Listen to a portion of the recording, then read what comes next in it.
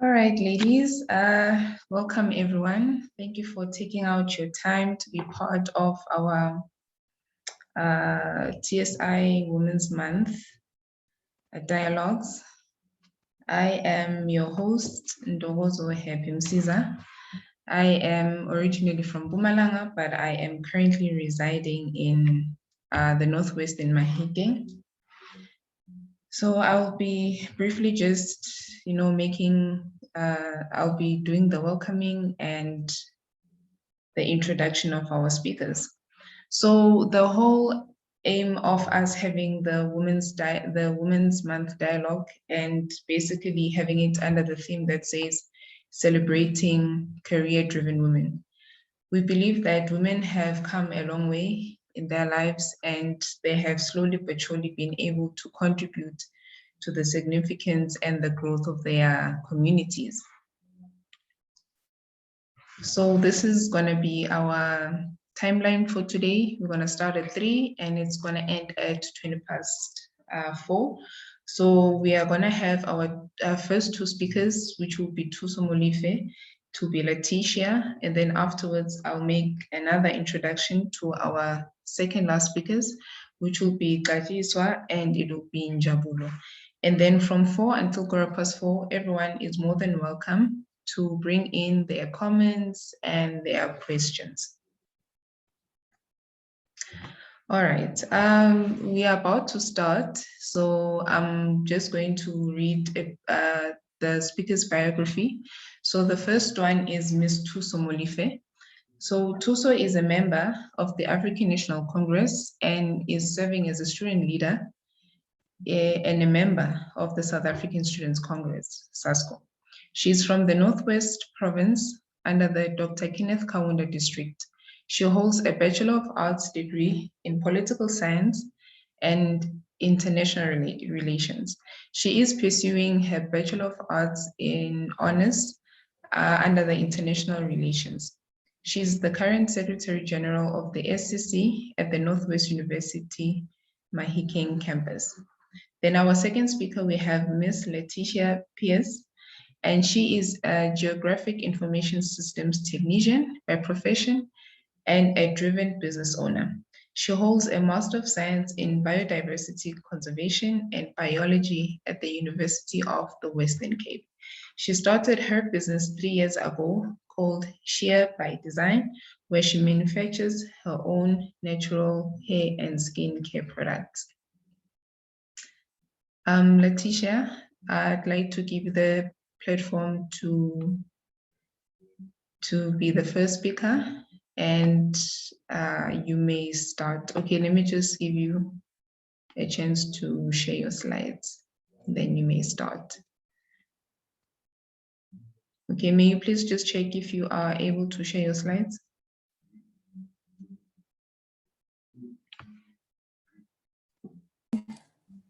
Not able to share, it says host disabled participant screen sharing. So can you share for me, please? All right, no problem. Oh, there you go, it's fine. I got it now. Oh, it's working. Okay. All right, cool. Okay. Hi, everyone. I'm Laetitia. So thank you so much. Happy for having me be a part of this dialogue. I'm really privileged and honored. So yeah, I'm going to go through me and my business and my science journey. Yeah, so I'm 27 years old. I'm a scientist by profession and I'm also a small business owner. I started my business 3 years ago. In Ravensmead, I was born in Bredia. I went to primary school here, went on to my Florida, where I went to my high school, and then I also went to University of Western Cape. My passion started for nature when I was 5 years old. I'm watching after Sunday afternoon, you go to church and you go home and you watch 50/50 and focus. And that's kind of where my passion and love for nature really started. After my high school, I went on to do a gap year where I actually located right now because I didn't know what I wanted to study. because there was kind of all these ideas from other people what I should study, and I always knew I had this passion and love for nature. And then I went on to I registered and got accepted for biodiversity conservation. I did study at WC for 7 years, from my undergrad up until my master's. Most people say that it's a bad idea to do all your like degrees at one varsity. So I realized that, and that's how I went on to do my internship at SAMB. Although it was still in Cape Town, it wasn't the same institution, because I was offered a PhD to do my ADWC as well. And I decided I needed to get out of there. I went on to do my internship in GIS, and under the supervision of Piers Daniels, and really I feel there is where my passion for GIS really started. And I basically learned everything I know about GIS at SAMB during my 1-year internship there. And then I finished my internship at SAMB, and I'm now actually doing, I'm an M&E officer, monitoring and evaluation officer, using GIS to inform mounting and evaluation at WWF, which is the Worldwide Fund for Nature, which is in Newlands. So some would say I'm kind of lucky to get directly going from varsity into an internship, directly into a position at such prestigious institutions such as SAMB and WWF, and I feel that I am, because most, at the moment in conservation, it's difficult to get positions and to progress so quickly in your field of career, especially in conservation.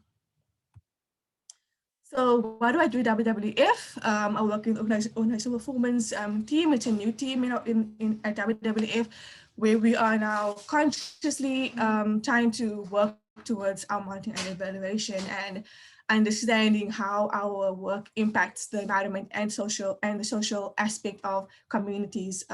So we have 5 programs in our organization: wildlife, fish, water, marine, food, sustainable agriculture, and land and biodiversity stewardship. And what we do is we kind of oversee all that programs and the work that they do. So my main focus is GIS, Geographic Information Systems, where I work on ArcGIS Pro, which is the updated version of ArcGIS, and I mainly produce maps, cartography, which is my favorite part of the job. But also do spatial analysis, such as digitizing and all those basic kind of analyses. And these are some of the outputs that are generated. This one is mainly for M&E, and this one is for one of the other programs in our team, in the organization. So I kind of am a mapping support for other teams in the organization, but my main role is part of the M&E. Most people need to understand the impact or what GIS can contribute to M&E, and that's my job, make people realize the impact or how it can contribute to monitoring and evaluation. So yeah, I've been in this role since April of last year. During COVID, I started during COVID, and it was a bit of it was tough starting during COVID, but I think it also helped me build my character a lot. And yeah, it's been a great journey being part of WWF thus far. So my journey as a businesswoman, so I'm, like they say, jack of all trades. I do a lot of things at once, and that can sometimes be a good thing and sometimes be a bad thing as well. So I started my natural hair journey in 2017. I did a big jump, and I went to a lot of markets and to kind of find companies that were selling natural hair and skincare products. And me being a scientist and a scientist by profession, I decided to go home after that market and go and research bulk products, where I can find these bulk products. And I started my business with 1,000 Rand during April of 2018. My first bulk shea butter I bought, and yeah, that was some of my my bursary money that was left over that I bought my first batch of shea butter with. And that's how I started my business. I registered in August of 2018. So yeah, this year it will be 3 years with doing this business, and I celebrated my 3 years by revamping my whole store. I got new pictures. I get bored with my store often, so I just kind of like playing around with things and showing things around. You can access on the link. I'll actually add it into the chat later on. Where you can look at my website and what I have kind of revamped it. And then, yeah, lessons learned, I think, throughout my business journey, which is also part of being a business owner, is like you have this passion and you want to make products only. That's your passion. But all these other things come with it: social media, marketing, financial management, public speaking. I speak very fast, at least I used to, but I speak better now. And I think the business helped me to kind of improve that part of my personal journey. Yeah, without determination, drive, and passion, you can start a business and then it just like falls flat because you don't have the passion for it. You don't have the drive, because there's many weeks and months that people don't have sales. Like I have weeks I don't have sales, and I still go on. I still continue, because back then when I started, I got like one sale a month, and I could have left it right there, like stop. But it's just your passion and drive makes you continue and makes you want to grow. That's the only way it's possible.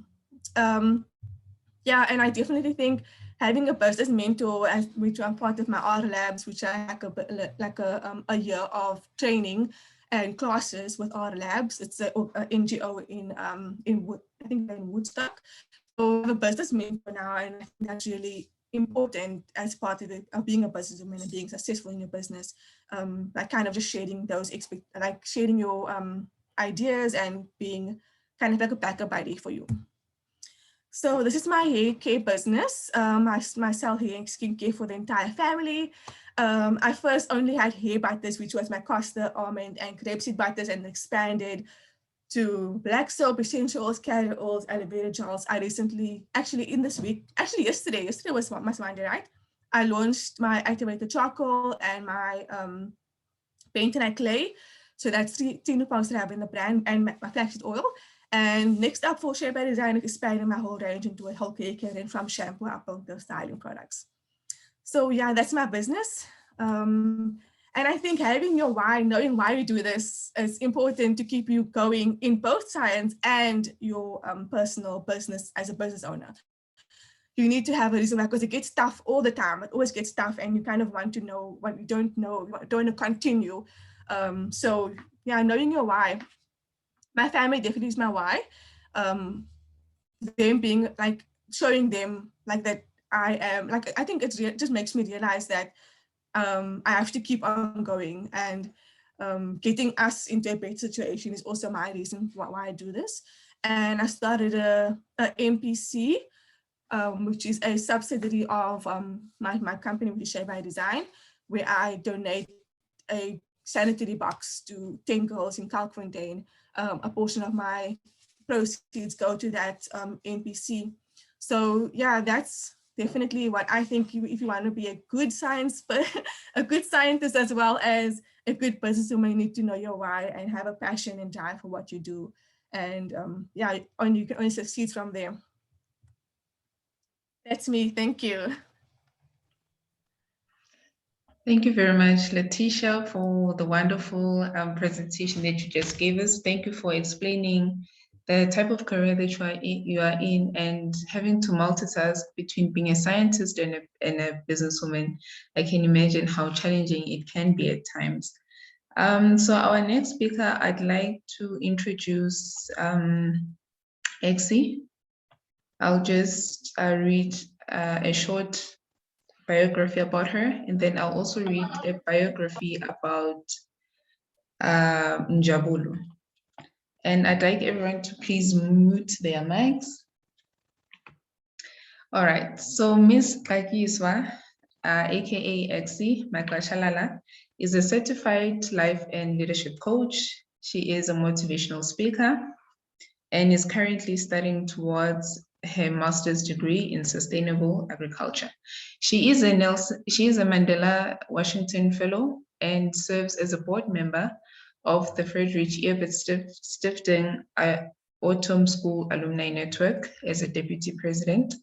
She travels the world conducting corporate leadership coaching, organizational resilience, and performance recovery. Xatyiswa works to empower women and young people through advocacy, agricultural projects, and mentorship programs. And our last speaker is Miss Njabulo Nqubeka. She is from Orange Farm in Gauteng. She is the founder and managing director of Adelide Creations Enterprise. which specializes in building construction and civil engineering since 2016. As part of growing and sustaining her business, she has been part of the following programs with affiliates, which is We Connect International Women's Property Network, UJ Business Enrichment Program, Discovery Small Business Incubation, and Women Creating Wealth, Grasha Marshall Foundation. I'd like to give this opportunity to Exie, and the floor is yours, ma'am. Hi, everyone. Please wave if you can hear me, Happy. Awesome. I'm so glad to be part of this conversation today. Thank you so much for having me. It is an honor. Well, as Happy said, my name is Xatyiswa Maqashalala, and I am a career-driven woman. So just to be safe, people may pronounce me, well, people have a difficult time pronouncing my name, so you may call me Exie. So growing up, I've always just been an outspoken person, and I've always been big on human rights. And I think that was fueled by the fact that I grew up with a physical disability. So I was diagnosed with kyphoscoliosis at the age of 3. And so I went to what you would call normal schools. The first 2 years of school, I think I went to grade 2 and grade 3. I went to a school for special kids. And that was basically after my first major surgery. And my parents wanted me to be in a school where I could also have physiotherapy, because the school also offered physiotherapy, and it was safe, you know, for kids with disabilities. And so after I recovered from my surgery, I then went on to what you would call normal schools or able-bodied schools. And that wasn't very easy, of course, because I was always like, you know, the different one. So I got teased a lot. I got scolded a lot growing up.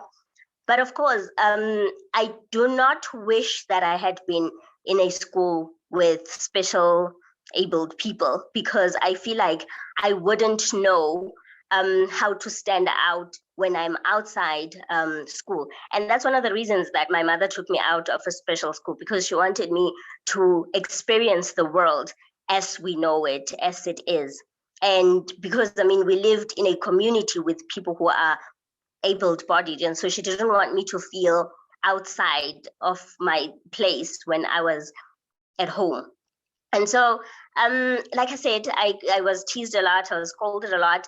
And I think this kind of made me aware of what people go through, you know, disadvantages that people go through. And so it made me aware of human rights. It made me aware of things like equality and justice.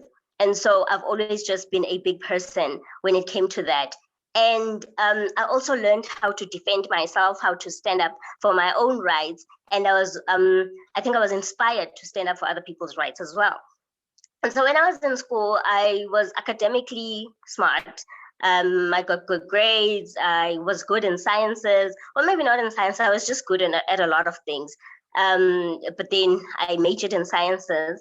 And so when I went to varsity, I studied agriculture, Bachelor of Sciences in Agriculture at the University of Fort Hare. I think if I had known better when I was applying, I would have applied for something in social sciences or humanities, because I love working with people. But because I had been doing something in sciences, and this was a time, I went to varsity in 2011, and so this was a time when the government was giving out land to who were in agriculture. And so I thought, okay, so this would be an opportunity. And so I studied agriculture. But during my time at the University of Fort Hare, I joined a lot of organizations and a lot of societies, including Sunrise, SCO, and the debates called YCL, Young Communist League. And but my time was mainly spent with the Debate Society. So I learned how to voice out my opinions in a way that makes sense and in a way that gets straight to the point, because I've just always been talkative. So in debate, you get trained to speak within 7 minutes. And so like I mean, that taught me a lot about getting your point across. And so while I was still in university, I also was chosen to be part of the Frederick Herbert Stiftung Foundation, the Fort Autumn School. And so during this time, I learned about policy and about constitution. While I was in varsity, some people, I do not know why, maybe it was because I was talkative, but some people assumed that I was a motivational speaker.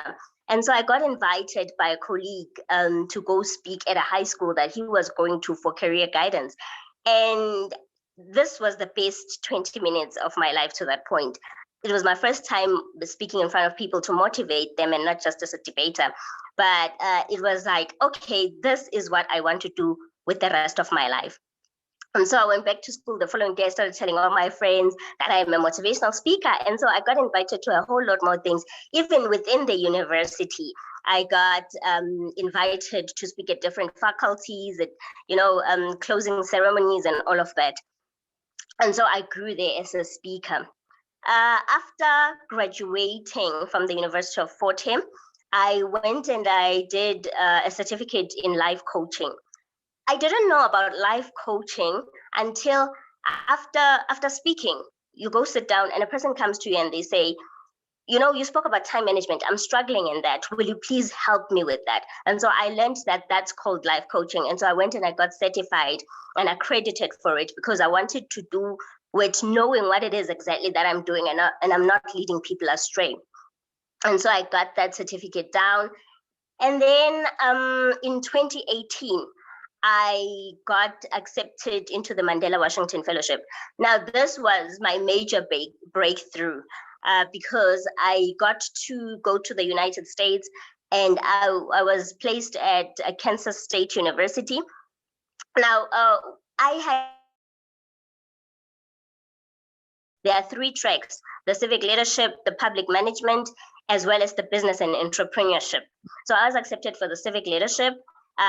And during that time, we were taught about what a leader is, what is leadership, how to work with people, how to start NGOs, how to work with NGOs, and how to use resources and skills that are available to you to get whatever that it is that you want across. And not just to say, I don't have this, I don't have that, but use what you have to get to where you want to get to. And I think that was my biggest lesson from it.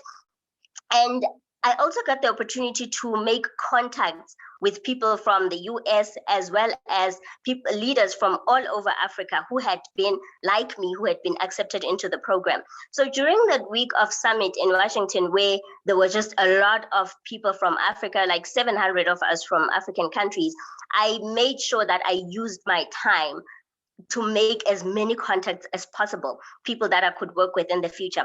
And it paid off because in 2019, and the beginning of 2020, I spent time traveling around African countries. And so I had established relationships with some of these people from the other countries. And so when they were doing projects that I could fit in, they invited me. And there were also projects that I wanted to do. And so I would call them and say, let's collaborate on this particular project. And so we did that. Some would come to the country, or sometimes I would go to their country. And so after the fellowship, I also did a project called the High School Motivation Tour. The Eastern Cape, I'm from the Eastern Cape. I was born in Matatia.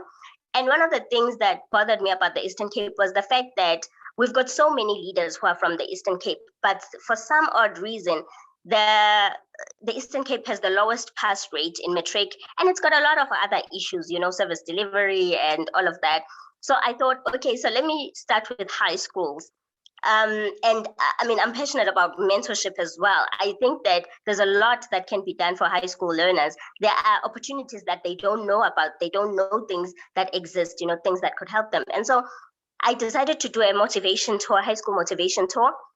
And I had like 6 of my other friends join me. So we started the project in Alice, we went to Fort Beaufort, East London, Umtata, all the way to Lusikisiki, Flagstaff, Bizana, you name it. So we went to a lot of high school. And I'm happy to say that some of those learners that we visited back then, some of them are now in university, some of them have really done some great things with their lives. And so I think it's a testament of the fact that when we do something, no matter how small it is, it impacts a whole community, a whole village. Of course, I knew that I wouldn't be able to change all of the people that I met, but I knew that one or two people could get something and their development could come from that. And then, so I also worked with a certain NGO during which I started projects like the agricultural community gardens. And this was targeted directly to women.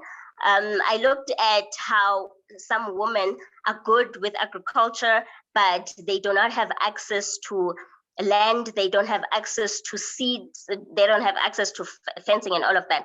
And understanding that I could not do it on my own, so I partnered with a particular NGO based here in Ekurhuleni.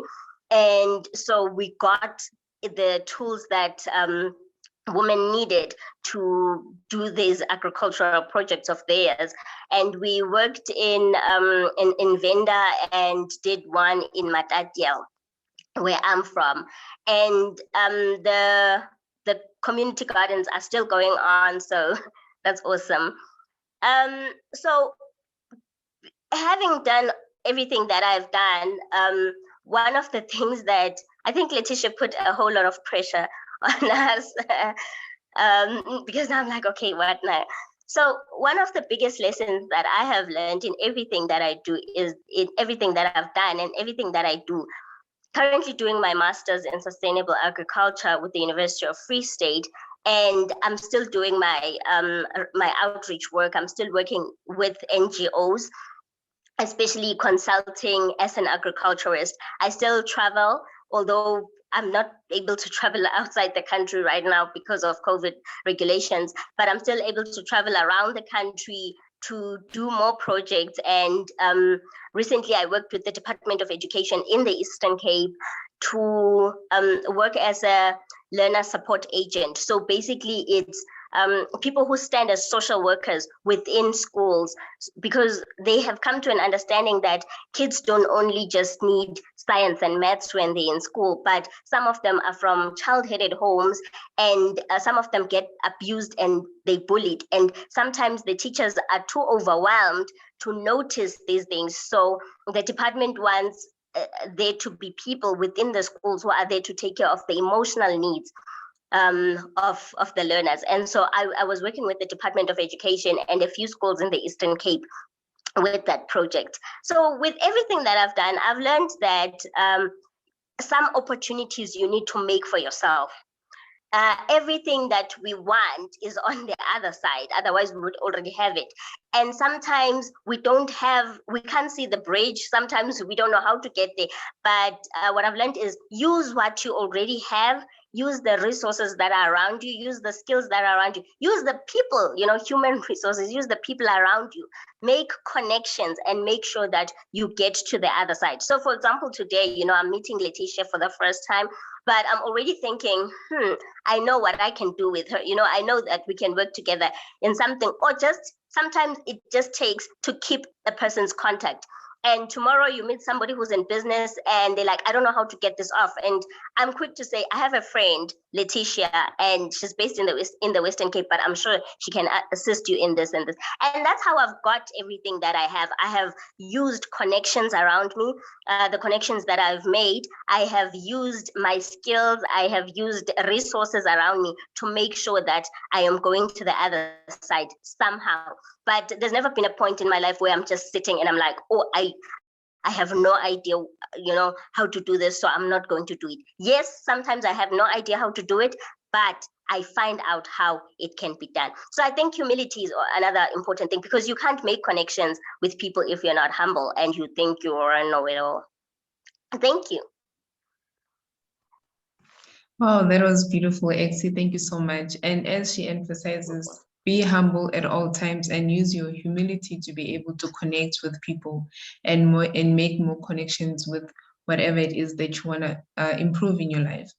And our last speaker is Njabulo. Njabulo, are you there? Welcome, So, ma'am. Yeah, everyone, Hi, how are you doing?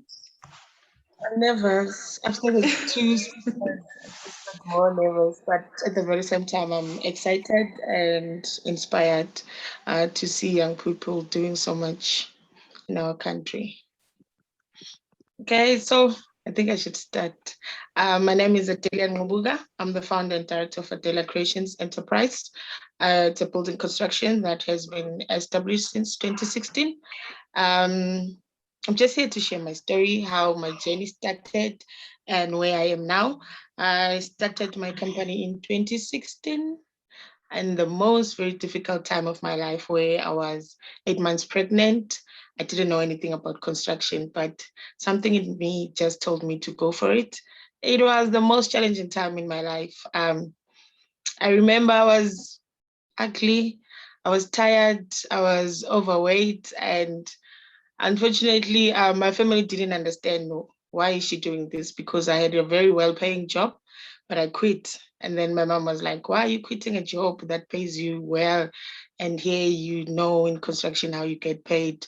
But that taught me to understand the fact that in life, at some point, your dreams will not make sense to other people, but to yourself. And you need to make sure whatever you do, you just go for it. Because that's one of the challenges we face as young people, that whenever we have dreams, we want other people to understand our visions and goals. And that tend to discourage us because the next person, if they don't understand what you want to be or to do in life, then it doesn't mean that you can do it. So we must always go for it. So then it started, and then I went on site for a month, and then about a month, they told me, "No, you need to go home because you're tired now." I gave birth on the 25th of December, my Christmas baby. And on the 6th of January, I had to go back to site with an operation. It was tough. I had to, but I kept going. And this year, I think we're turning 4 years. I've even lost count. So meaning it started hard, but I never gave up because I made sure that I learn how things are done. Land uyifanele uyenza as a father ngelo xesha wafika wageza ngo-12 nantsi imoto yakhe eyole ngu-DSM lo. So yes, that's my journey. It wasn't easy, but I had to make sure Guti I keep on each and every day. Say to You can just mute her.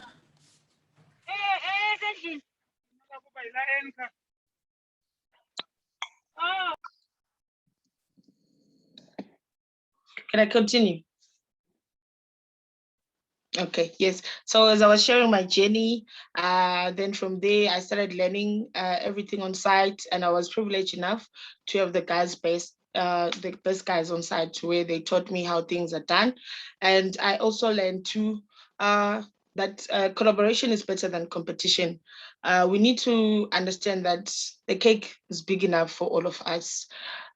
We need to constantly share information because I believe that when one person rises up, they also uplift others. And for me, as a woman in construction, it's not just about me, but for other women that are out there that don't think Uguti in a male-dominated industry, they can make it. Yes, it's male-dominant because even on site, you find Uguti, your employees are men. So it is possible, and you need to make sure that we constantly kick those doors open so that when you get there, we strive and excel. Because one of the challenges is that we get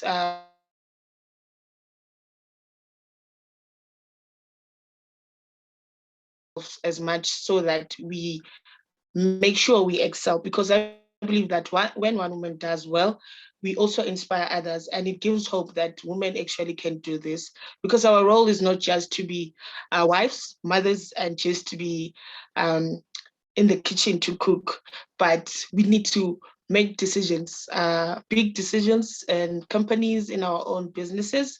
I've been part of a lot of programs. I remember when I finished school, I wanted to go to varsity. I think God had another purpose for me, because I think by that time I'll be a doctor now, but look at me, I'm a business owner, a construction woman, and this is for other young people out there, that even if your parents or your family doesn't have enough money to take you to varsity, make sure that whatever is around you, you make it work. It doesn't need a validation or someone to tell you, Guti, you can do this. Just go for it. And also, there are a lot of challenges, because to start your own business, it's not something that happens overnight. It takes time. Then there's the government, there's funding, a lot of paperwork. You shouldn't start a business thinking it's going to be something that's going to happen tomorrow or the next day. It takes time, it takes years, but it's not just about you. It's about also the job opportunities that we create, so that we are able to also contribute to the economy of our country. What else? And I just wanted to share that we should constantly empower ourselves with the knowledge and skills, so that we are able not to only survive these tough times of COVID, but to also strive. I've been part of programs such as the Customer Chill, where we connect international, invest tech, and I always share information. That's something about me. I know I've got other people that were also part of the Invest Tech business program, because I shared information. The other one also won a pitch. Okukuletu, she owns a mobile spa, and there was Zumpo was part of the program. So let us just make sure that we grow together and we inspire each other. And the cake is big enough for all of us. You shouldn't just want the cake to yourself, but let's be willing to share information and make sure we connect. So I just have two quotes that I want to share. The first one says, be yourself, everyone else is already taken. And the second one says, until it's my turn, I will continue to care for others. So these are the two quotes I would just like to share. And the last one says, good women do exist, but our stomachs are not flat and we talk back. So for this,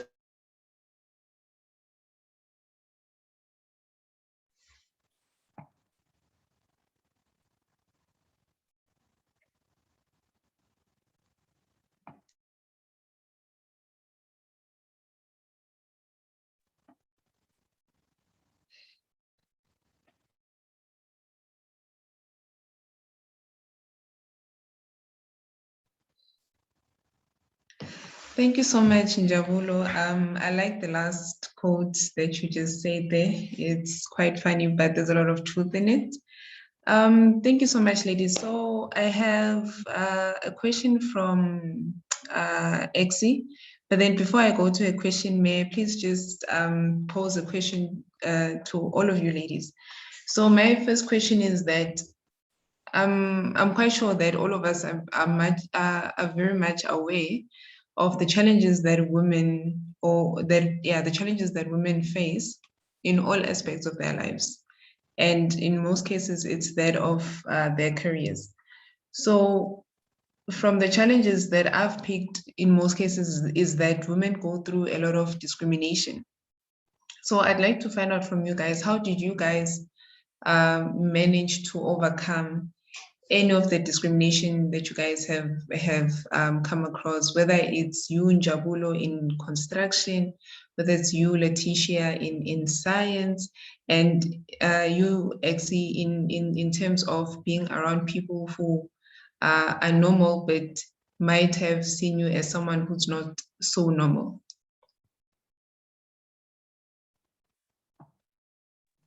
Maybe I'll go first. Yeah. So in science, if you think about science, I'm sure you have an image in your mind about who you think is in a certain position. in science, and it's typically not someone who looks like me.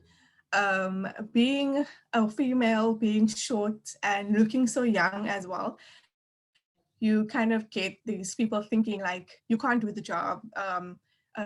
They have less expectation of you. So sometimes when I'm in meetings nowadays, I get people still thinking I'm an intern. When I'm like, no, I've been here for almost over a year in actual job position. So yeah, I think just in my career now at WWF, the way I establish myself is producing maps that are that WWF can be proud of. Just producing research and outputs that looks and is that they can put their stamp on, and like this person or this new person is a reputable employee of WWF. So I think that's definitely how I can be quite difficult, especially looking so young. You kind of are afraid to ask certain questions to someone who's much older than you, or a male with a louder voice than you. So they kind of overpower you in certain conversations as well.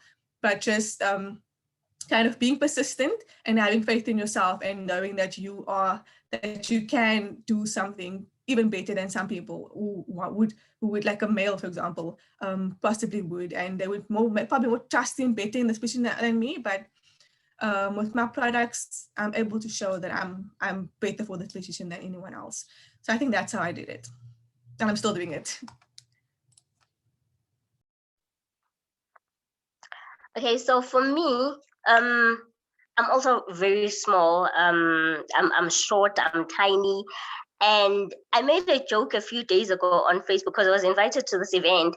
And while the people are waiting, the people around me all get like really dignified service. You know, somebody comes and asks, would you like some tea? Come into this office. And nobody pays attention to me until the host or the person who invited me actually says, hi, this is Xatyiswa, or this is Miss Maqashalala. And everybody like, what? Or when like my profile is being read and then I stand up, the shock on people's faces, it's like, what? But and it's actually, I've noticed that sometimes even with events, people would rather invite like a man, or people would invite like a way older person. Apparently being old in the speaking industry, like with age, is actually quite a big thing, because it means you have life experiences to tell us, you know, you've seen enough to teach us, you know, you've got something in your back, in a good life experience. But and there's really nothing you can do about certain prejudices. But what I have learned to do is to just deliver top tier, you know, just shock them, be the bomb. You know, when I was in primary school, I was the head girl. And my principal used to say, dynamites come in small packages. Oh, you really are a dynamite, aren't you? So I have learned to use that, you know, to just use that dynamite power and just be the bomb. So when I get invited to speak at places, I never take anything for granted. When a person calls me and they want, because I'm a practicing life coach, I never take any speaking engagement for granted. I never take any NGO or any group of people that I'm going to speak to for granted. Even when I go to speak at a high school, I come prepared. So I am always prepared, and I deliver the best material. And I know that as God has provided the material for the last event, He will provide the material for the next event. So I never look at my events and say, no, they deserve this, that. But I always come, you know, with my best. And from delivering the best, then the other people who are there, even the event organizers or whoever, the chairperson of the company or the CEO or the director, then they hear what I have to say, and they have no choice but to invite me again. And so that has been my strategy in dealing with the challenges of being small, being tiny, being young. It's just to deliver the very best and not competing with the other speakers, but just to make sure that I'm delivering according to my personal best. And there's no way that you're not going to invite me again.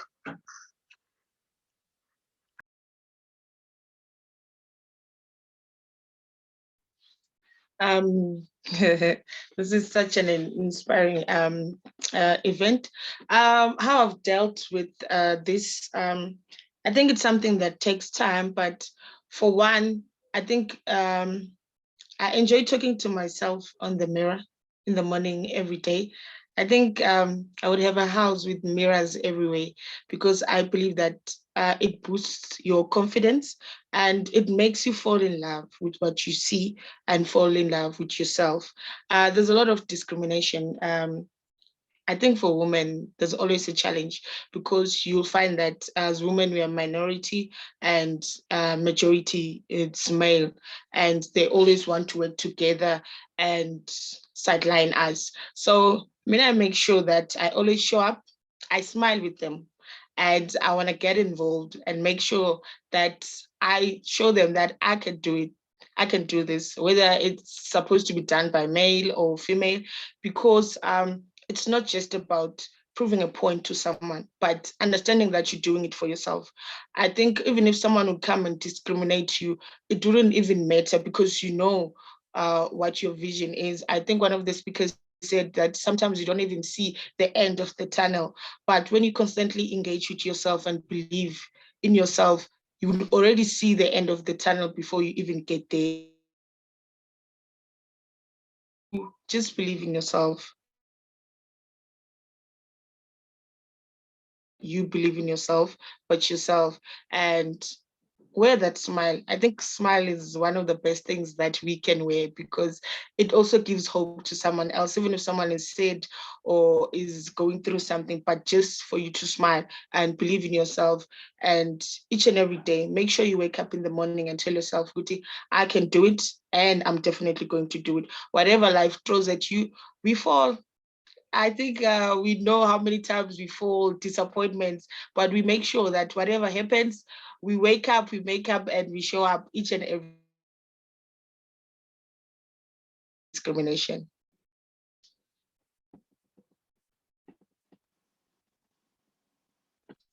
Oh, thank you so much, ladies, for the powerful messages that you have just said right now. I can tell that you guys are definitely phenomenal women. You know what you want in life, and you definitely go for it. There's a question for both Laetitia and Njabulo. The question says, if you were to start again, what would you do differently? Sure, that's a loaded question. Ixie, will you go first? It's actually in Njabulo. Can you start from Njabulo and then it will be you and then we'll go for Exie as well. If I were to start all over again, what will I do different? Yes. That's a very difficult question because it's like starting something that you never thought you'd actually do. And once you start doing it and keep on doing it, you fall in love with it. And I don't think I'll change anything because throughout the challenges and emotional pains that I've gained, it has brought me here today. So if I were to change anything, I think it wouldn't bring me here because I started and then I kept on going and going and going, and it has brought me here and where I am now. I'm loving it and I wouldn't change anything. Yeah, I think I will second Njabulo's answer. I knew what I wanted to do from the beginning, and that's conservation. When I started with my BSc, this obviously my lecturers gave me this idea about what I can do one day, but then when I got to my honors, I realized that the money is not that good in this field of career. But I continue because of my passion for nature. So that's why I think I wouldn't change anything in regards to my scientific career, but with my business, I've learned a lot as well. Like I don't like live in the best of houses, but I think that also molded me and kind of helped me to grow as a person. So my situation, like use your resources and make the most of it. And that's how I am actually mentoring people, young people in my community at the moment with their small businesses. I'm mentoring them.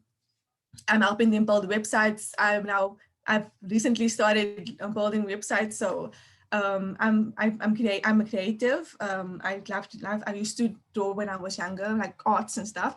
And now I'm doing posters and I'm designing posters for my business that I've started. So throughout my years of being in being a businesswoman has taught me a lot. It kind of made, like I told you, I'm a person who has a passion for creating products, but there's all the other things that comes along with it: social media marketing, financial management, that you have to grow into and learn throughout your journey.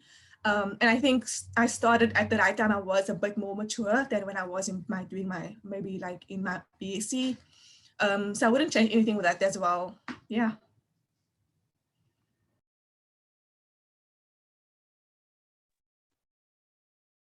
Oh, thank you so much for that. Exie, would you also like to say something pertaining that? Just one thing. I think I took a long time to actually start and take risks, and most of the things that I've done and that have become fruitful in my life have been because of risks. So I wish I would have learned to take risks much sooner. That's all. Oh, thank you so much, ladies. I can imagine it was a difficult question, but because of what you guys have been through and because you've learned throughout the process, that is what has actually placed you guys where you are today. And I have another question from Michelle. It says, what is next for all the ladies on the panel? What is next in your career? Njabulo?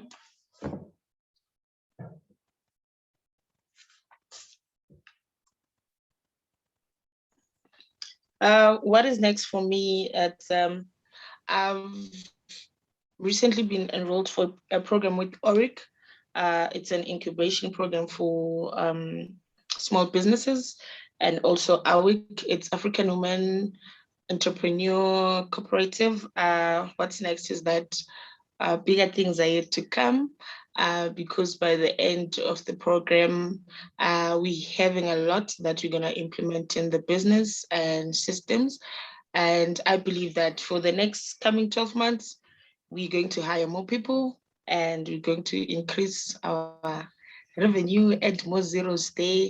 So the future is very bright, and I'm looking also to collaborations with other people that are with us right now, so that we continue to work together and make sure that we collaborate. Okay, so I'll go.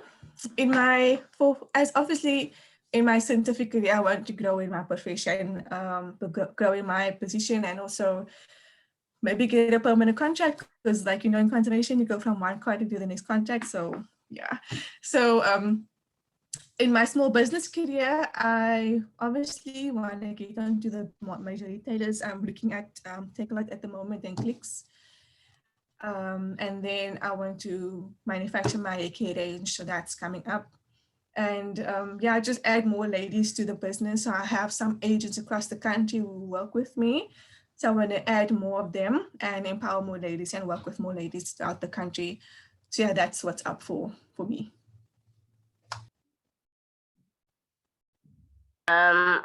Okay, so what's next for me? Definitely those contracts. So once in a while, I get invited by your corporates like your Standard Banks and your PNGs, but it would be really nice to be an in-house coach for those corporate companies, because they do that. And so that's what I'm looking at. And also doing my PhD next year, that's definitely on the cards for me. And maybe a book in the future, in the near future, yes, definitely.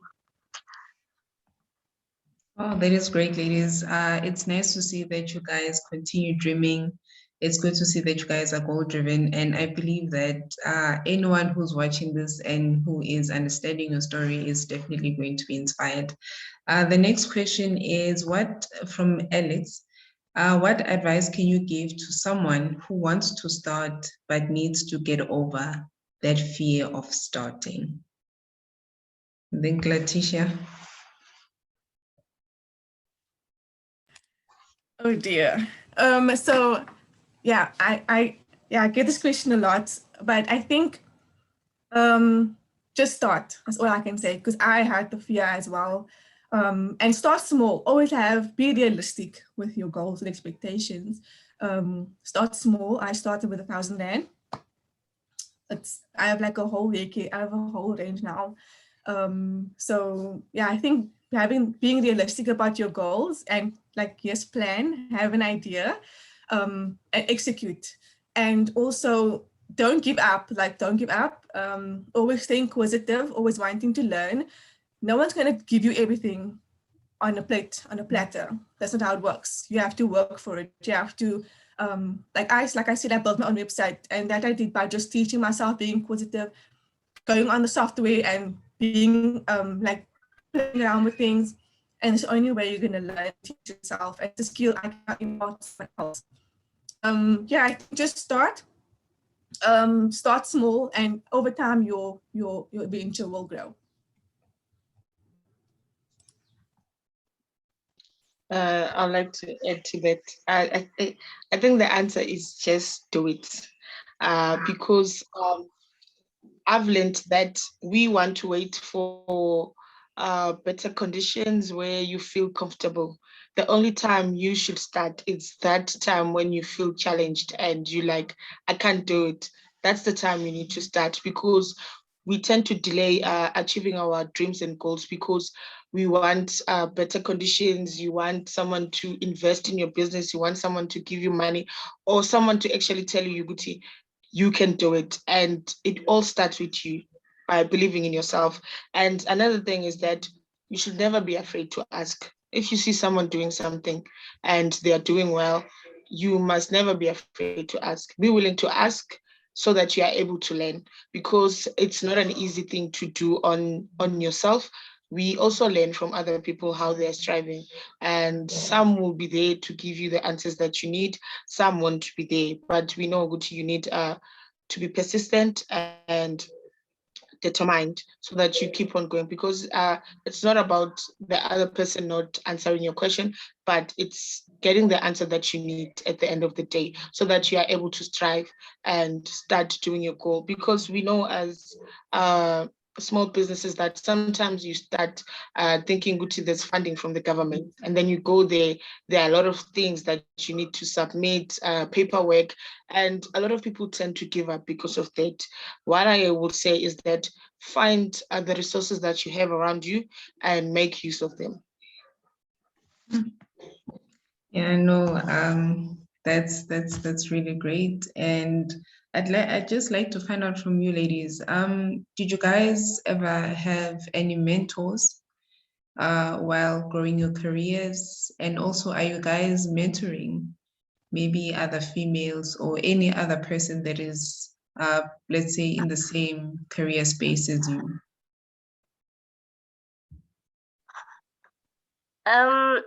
Okay, let me start with the previous question. So the thing is that you'll always either have fear or you'll live in inadequacy. So there'll always be one of two things. Either you will never be happy with where you are because you know what you should be doing, or you'll be afraid to start. So just like Adelide said, just start. And I like what Laetitia said when she said, start small, so that, like Adelide said, that there's a lot of us who've applied for many government grants and you realize you need this and this and that, and you don't get it. So when you start small, you are able to build from that. So I always advise my clients that they need to start with the fear. Start even though you are afraid, because if you don't start, you'll always feel inadequate. 5 years from today, you will wish you had started today. So about mentors are very, very important.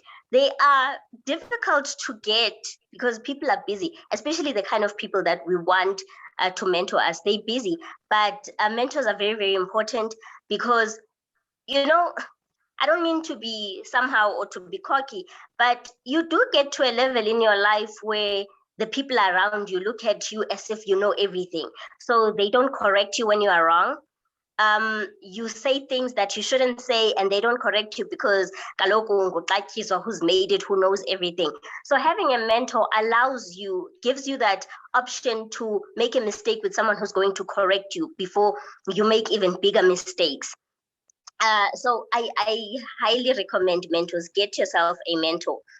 Yes, I do have people that I mentor, and our relationship. At first, I didn't know what a mentor is supposed to do for their mentees.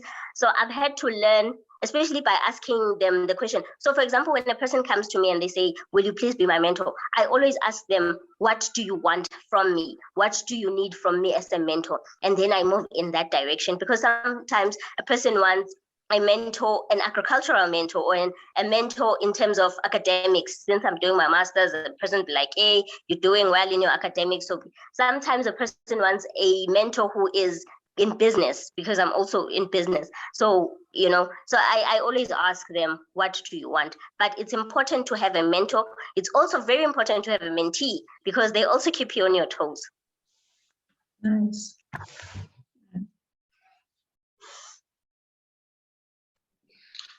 Just to add on that, I think you've said a mouthful, but I've never had a mentor up until sometime last year.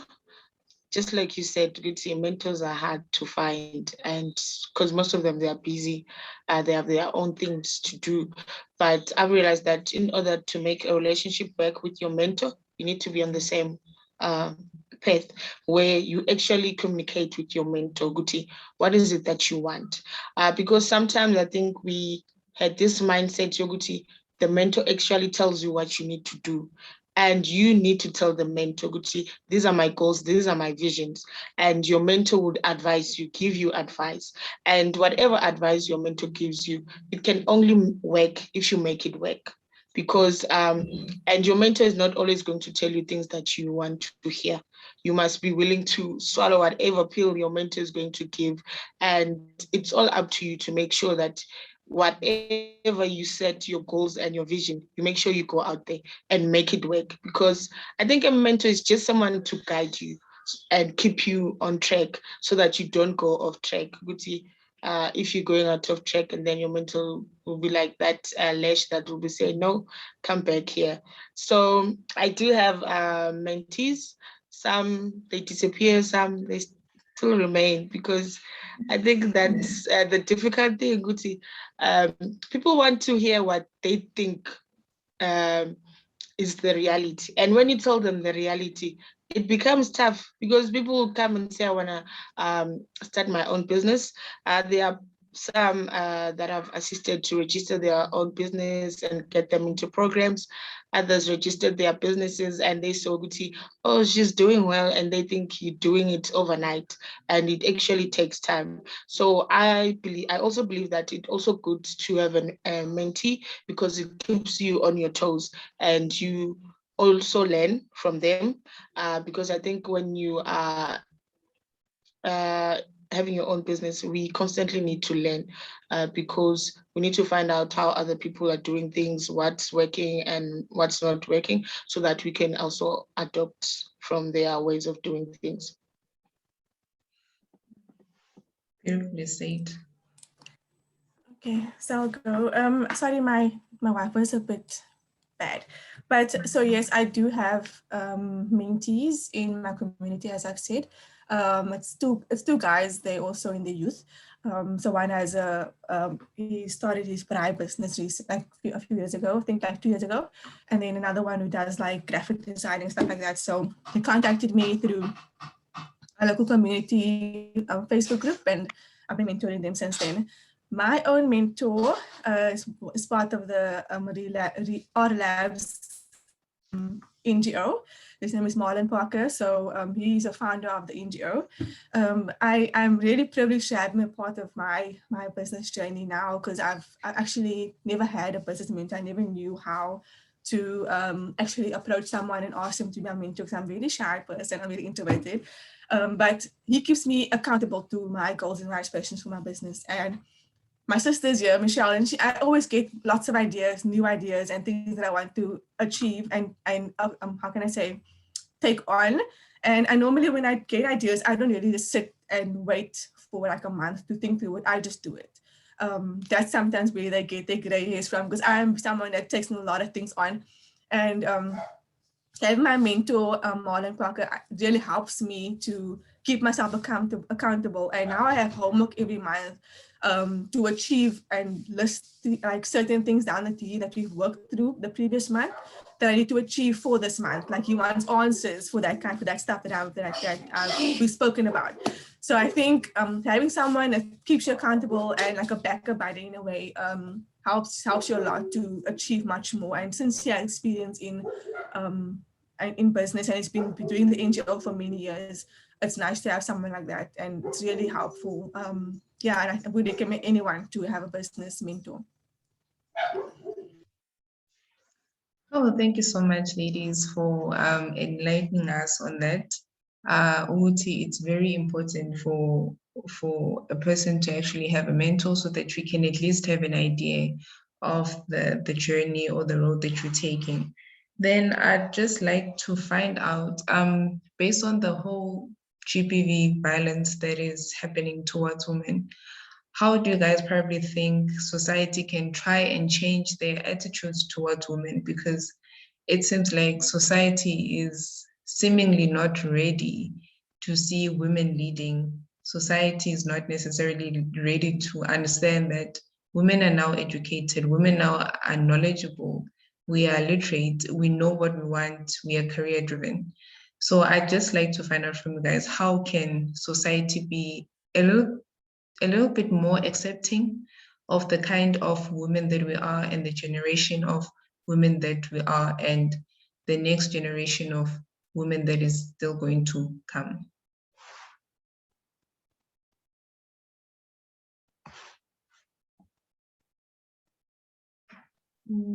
I think I'll go first. I think it should start with us, the current generation. We are living in different times, because I always say, now we need to start teaching our kids, especially our boys. Times have changed. You might find a woman that earns more money than you. It doesn't mean that you need to find ways to overpower her, where you just need to abuse her emotionally, financially, because that's one of the challenges we find in our current society. Some men become intimidated if a woman earns more money than him, and we should educate our boys. Times have changed, and years to come, we're going to live in a different society, and we shouldn't feel if a woman has more power than the male, it means that you need to, because we know then men tend to use violence so that they can feel powerful. I'm the man, I've got the power, I've got the strength, but that's not how things should be. Because we want to live in a society where women are free to occupy space, because those are the limitations where you find other women are even afraid to occupy space, because it means more empowerment for you, and you are afraid once you are empowered as a woman, and then your partner is going to feel they are not, they don't have the strength. So I think those are the things we need to teach in our society, our schools, everywhere. Now we're living in different times, and we need to embrace and empower each other so that we live in a better and safe society for everyone.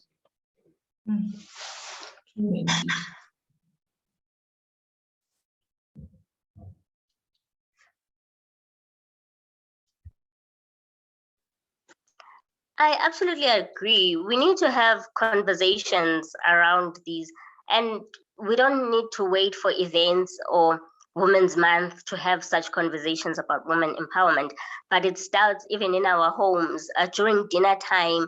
Let us discuss these issues, because you would be shocked to find that the people that, or the men that we see as monsters on social media, are actually somebody's father, somebody's husband, somebody's brother. And so I think we need to start from wherever we are, have these conversations in our dinner tables, have those conversations in public transport, like in the train, in the bus, have the conversation with the guy sitting next to you, or when there's men with you, even when there's just women with you, like conversations where everybody is made aware that times are changing, women can do it all. And I think another thing that breeds the fear for women ukuthi bangafuni to be in positions of authority is because relationships are going to change at home and all of that. It also comes from the manner in which some of these men have been raised, and so it also starts with conversations with our children, our sons, our younger brothers. And for those of us who sometimes spend time in primary schools, we need to have those conversations in the classroom with boys to make them realize that, hey, do you know that a woman can be a president? And I was so shocked when I was working at a primary school earlier this year, and when I mentioned that a woman can be president, these kids were like, what? No. And I mean, these are like 10-year-olds, 12-year-olds, then they say no. Where do they get that from? And so we need to have these conversations wherever it is, even in our houses, wherever we are, we need to have these conversations. This past month of August, I've been sharing, every day I've been sharing little snippets and profiles about powerful women who have done amazing things around Africa. And I was so shocked that some of these women have held positions that men have never even held positions. So, for example, I think it's the director of something globally or in the UN, and she's from Africa, and no other African, both men and women, have ever held that position. And it's like, so women don't only have to be like the first woman to do this, but they can be the first person to ever do this. And I think we need to have those conversations more. Yeah, I definitely agree. I think, like Njabulo said, we should start with our kids and our boys and our girls as well, empowering them to realize that they can do anything. That is not because of gender that they are less than or should be subordinates. And also for the boys, they should see girls as equal and not be afraid to have the conversations with them. I think how we can change society, which is probably not going to be anytime soon, is just seeing women as equal, because we're also human beings and we have the same capabilities as them. In science, we have this statistics where males typically have a higher salary pay grade than women do. I don't know, probably that won't change anytime soon, but even in the workforce, there should be this kind of equality with regards to women's salaries. And I think if it happens there, and it will down to other things as well. But I definitely think in your household, start the conversations there and speak to your little boys that you are raising up, and speak to your little girls that you're raising up as well, because they are the next generation. And yeah, I think with men having this kind of overpowering attitude, even in the street, we are being catcalled all the time. We hardly see a woman catcalling a male, because they feel they have authority and they can do that. Specific, and we don't have to in a way or child looks in order for us not to have our come to classes any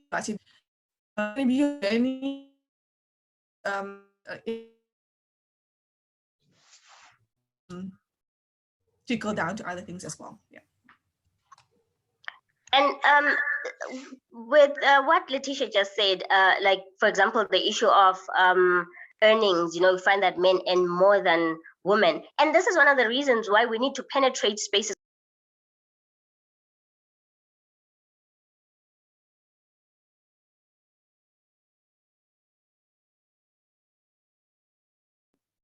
Apologies, guys, about that. My network just, yeah, it did its own things.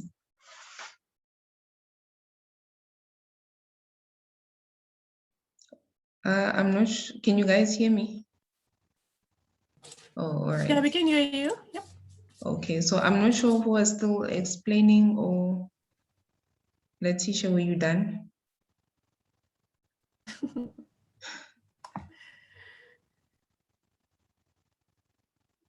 Okay, all right. So I just want to find out if there's anyone else who has a question or a comment for our speakers. I think you can just raise up your hand before we finally wrap up our conversation.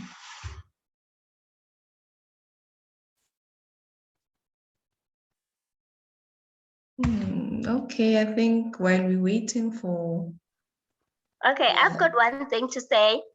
Okay. The Mandela Washington Fellowship applications are open, and everybody it actually takes people between the ages of 25 to 35. Everybody can apply. The 15th of September, and I'm obviously available to assist with the application process if there's a question that you have. It is a beautiful opportunity. Thank you so much, Exie, for giving us the plug about the Mandela Washington Fellowship program. And anything else, ladies? Anything else, guys, that you'd want to ask or you want to find out from our speakers? All right, so just before we wrap up, my last question to you guys is that what would you guys say to an 18-year-old girl right now who is about to leave school, who is about to explore the world and actually find who she is in this world? What advice would you guys give her? I know it's a difficult question, but there's someone who's listening to you out there and they want to hear those words. Okay, Exie, can we hear from you? Okay, so I've realized that a lot of these young kids want to do what's popular, what seems woke. They're just following trends. And so most of them just do what everybody else is doing. And I just like to encourage them. Woody, do what you know you are passionate about. Find out who you are. In fact, let's start there. Find out who you are. Not what is popular, not what is trending, but who you are. And when you have found who you are, then follow that. Find out how it is that you can get to where you need to get to. So find out who you are, find out what it is that you want to do with your life, not what is popular, what you want to do with your life, and then just find a way to follow that. But trends fade. And that's what I say. I have an 18-year-old sister. And that's what I say to her all the time, that trends fade, trends come to an end. Everything has been a trend at one point or another, and it has ended. So if you continue to follow trends, what are you going to do when this trend ends? So just follow the trend of your own life. Find out who you are, what you want to do with your life, and then do that. You know, that you talk about Exie, I also have a brother around the same age. I actually forgot. But yeah, I think him, like, I will talk about like when I was 18, I just finished I finished high school that time. I took a gap year. I didn't know what I want to do. Ended up working at Game as a cashier. I also learned a lot there.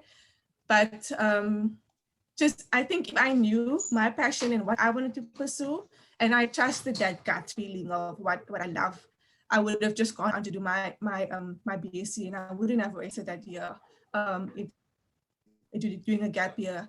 Just follow your passion and follow your dreams. A lot of people has opinions, your parents especially have opinions about what they want you to do, but have the conversations with them about what you want to pursue, because if you're not going to pursue what you love, you're not going to enjoy it at all. like they say, if you love what you do, don't work a day in your life. So I follow that, and I believe that that's saying. So yeah, that's what I would say.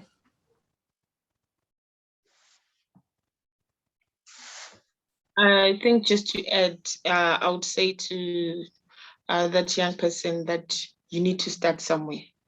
Have passion, dedication, and commitment. And I think that's where the journey starts, where you need to look at yourself and what you want and where you're going. Because I think when we in high school, we set goals and you find out good once you finish school, then it's a whole different something. And you understand that as you start this journey, certain things are not going to work. You need to start from scratch, be willing to go to the drawing board where something, if it doesn't work, you find another way of doing things. And now it's the time where you just on your own, where there'll be no friends, because now you're just doing yourself. And remember that, as you the other speaker said, Guti, trends come and go. I think we're also living in a different generation, and our kids are also going to live in a different generation. I would say to that young person, be a trendsetter, where you're just going to be that person that other young people look up to you and believe in themselves and also want to go out there and make things possible. Well, thank you so much, ladies. As you guys say, believe in yourself, be a trendsetter, because obviously there are other people who are looking up to you.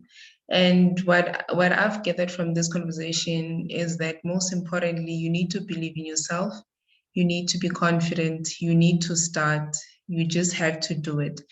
Because obviously having success in your career, it has never been, an easy road. There's always mountains to climb. There's always rocks that you have to walk through. But at the end of the day, it's definitely doable. I'd like to thank our speakers for being part of this dialogue, and I am truly inspired, and I appreciate the journeys that you ladies have gone through. Because from all your journeys, we've definitely picked up a lesson from it, that in life you never give up, especially as women, seeing that there's a lot of challenges that we face in different aspects of our lives. And I believe you guys are, social activists, and there's so many there's so much positivity and change that you ladies can actually be able to bring into society. And yeah, I hope everyone enjoyed it. And it's a wrap for me, guys.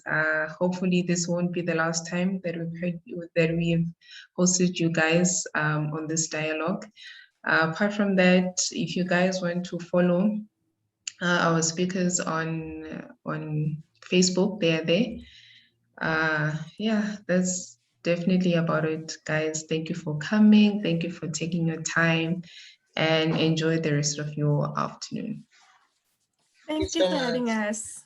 Thank you, guys. Bye. Bye.